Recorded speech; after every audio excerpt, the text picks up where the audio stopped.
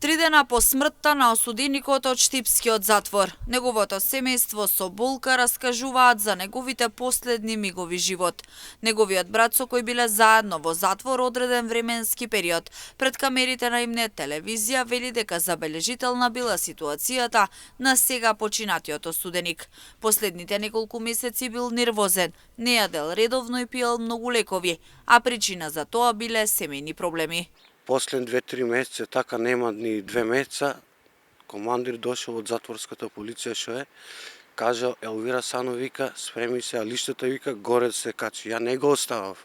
Оти гледав, оти тој бил многу агресивен, значи осетив нешто може да му се случи со животот.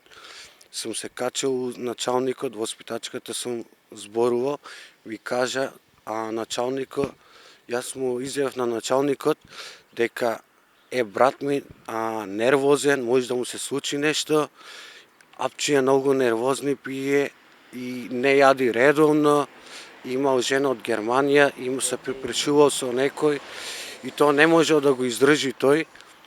Му кажал на началничкот да го остави со мене у соба, тој не ми ја сослуша таа моја изјава.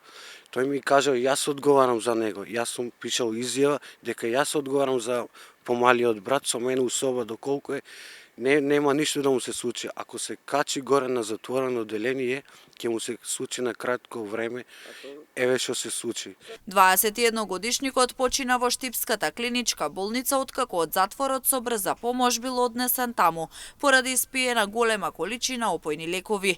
Од Штипскиот затвор посочија дека се завршени сите процедури, лицето е вратено од обдукција и дека станува збор за несреќен случај.